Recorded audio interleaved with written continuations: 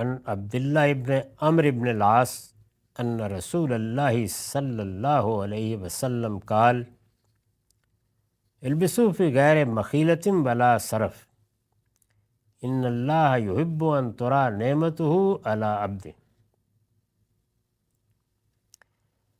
ترجمہ ہے، عبداللہ بن عمر رضی اللہ عنہ سے روایت ہے کہ رسول اللہ صلی اللہ علیہ وسلم نے فرمایا، اچھا لباس پہنو مگر اس میں تکبر یا اسراف نہیں ہونا چاہیے،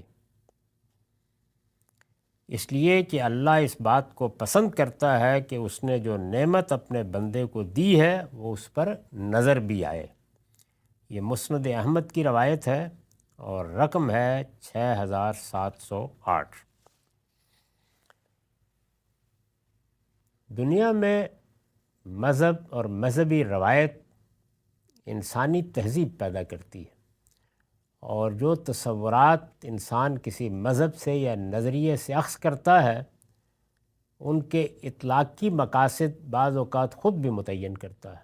یہ انسان کے ساتھ معاملہ ہے اور انسان ہے تو وہ یہ کرے گا۔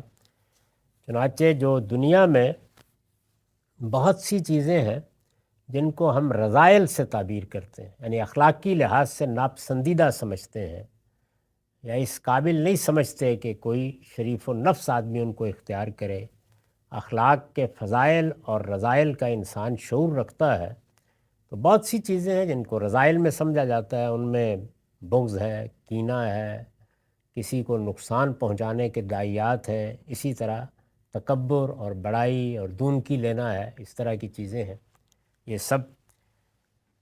تو اس میں ظاہر ہے کہ صوفیانہ مذاہب چونکہ ہمیشہ سے متوازی طور پر ساتھ ساتھ چل رہے ہیں، تو وہ بھی رذائل اور فضائل دونوں کے بارے میں انسان کی تہذیب کرتے ہیں، بتاتے ہیں۔ ان کے ہاں بھی یہ بحث ہوتی ہے، تو اس میں بعض اوقات یہ کہا جاتا ہے کہ یہ آخر دنیا کیا ہے، مایا کا جال ہے، اس میں آدمی کیوں اپنے آپ کو پھنسا لے۔ یہاں یہ دیکھنا کہ میرا لباس اچھا ہو اور میری صورت اچھی لگے اور میں باہر جاؤں یا بیٹھوں یا میرا گھر ہو اچھا رہے، میرے شہر اس طرح کے ہوں، تو یہ سب چیزیں تو بس فضول ہیں، ان کی کوئی حیثیت نہیں ہے، ان سے اللہ کی پناہ مانگنی چاہیے۔ انسان کو بس ضرورت کی چند چیزیں لے لینی چاہیے، یہی اس کے لیے کافی ہے۔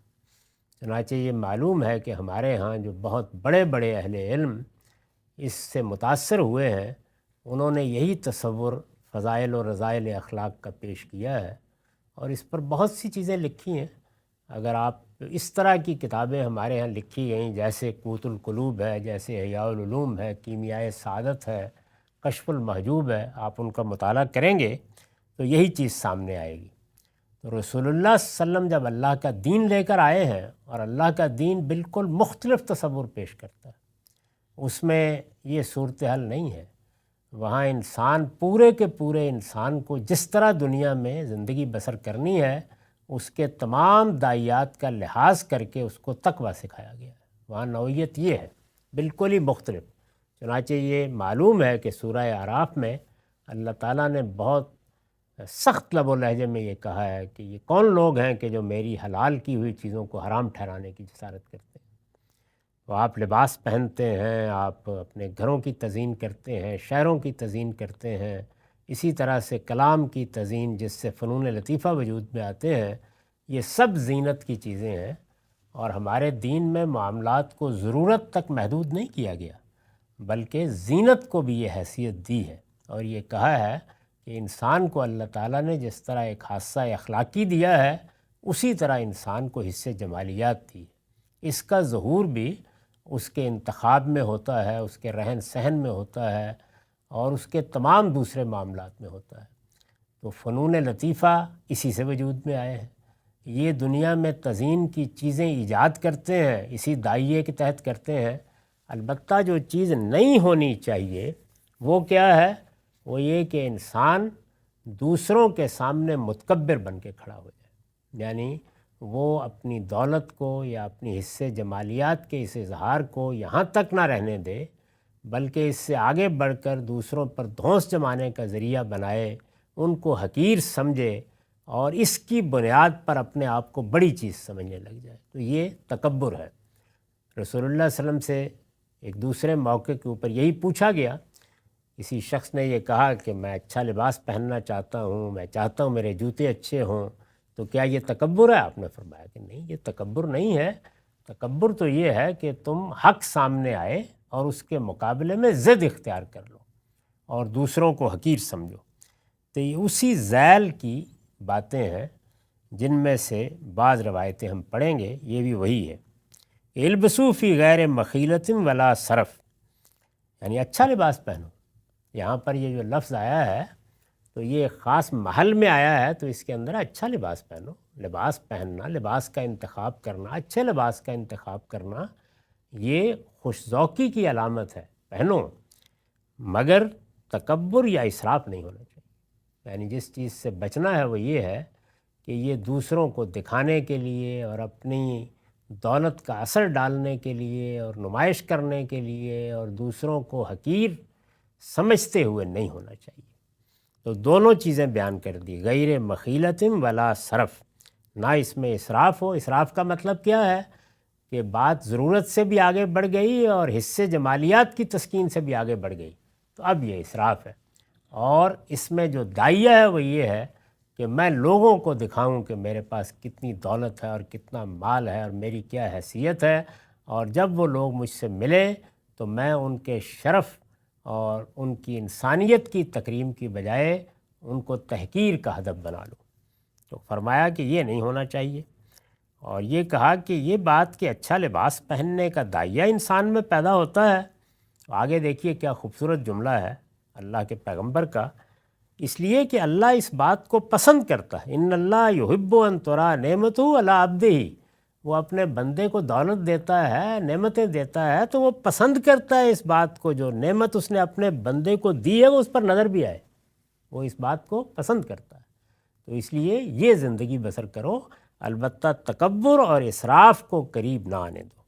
اس پر میں نے لکھا ہے، مطلب یہ ہے کہ لباس، رہن سہن، دفتر، مکان، ہر چیز میں، یعنی ظاہر ہے کہ زندگی کے لوازم بدلتے رہتے ہیں۔ اب تو آپ دیکھیے کہ جو بڑے بڑے شہر ہیں وہ بھی اسی طریقے سے بہت تزئین کا تقاضا کرتے ہیں۔ مطلب یہ ہے کہ لباس، رہن سہن، دفتر، مکان، ہر چیز میں اس رفاہیت اور خوشحالی کی جھلک ہو سکتی ہے، بلکہ ہونی چاہیے، جس سے اللہ نے اپنے کسی بندے کو نوازا ہے، وہ اس کی نعمت ہے، وہ آپ کے رہن سہن میں نظر آنی چاہیے۔ صوفیانہ مذاہب کے برخلاف دین حق میں اسی طرز عمل کو پسند کیا گیا ہے، یعنی یہاں یہی چیز ہے جس کو پیش نظر رکھنا چاہیے، لیکن تکبر یا اسراف کے ساتھ نہیں۔ اس میں دوسروں پر بڑائی ظاہر کرنے کے داعیات نہیں ہونے چاہیے، ان کو حقارت کے مقام پر رکھنے کا جذبہ نہیں ہونا چاہیے، لیکن تکبر یا اسراف کے ساتھ نہیں، بلکہ خدا کے متواضع اور عاجز بندوں کے طریقے پر، جیسے کہ اللہ تعالیٰ کے سامنے جھکے ہوئے لوگ اللہ کی نعمتیں استعمال کرتے اور ہر لحظہ اس کا شکر ادا کرتے ہیں، اس طرح، بلکہ خدا کے متواضع اور عاجز بندوں کے طریقے پر جو اس کی گرفت سے ڈرتے اور غریبوں کے لیے سراپا شفقت رہتے، یہ ہونا چاہیے اگر اللہ نعمت دیتا ہے، مال دیتا ہے۔ سورہ اعراف کی آیات 31-32 میں قرآن نے اپنا یہ نقطہ نظر پوری صراحت کے ساتھ بیان کر دیا۔ یہ جو آیات ہیں قرآن کی سورہ اعراف میں، ان میں یہ پوری بات ہے جس کو بیان کیا گیا ہے، اور نہایت ہی شاندار اسلوب میں، اگر آپ چاہیں تو اس کو قرآن میں پڑھ سکتے ہیں۔ رسول اللہ صلی اللہ علیہ وسلم کا یہ ارشاد اسی پر مبنی ہے، یعنی اسی بات کو آپ نے کسی موقع پر لوگوں کو سمجھانے کے لیے اس طرح بیان کیا ہے۔ وآخر دعوانا الحمدللہ۔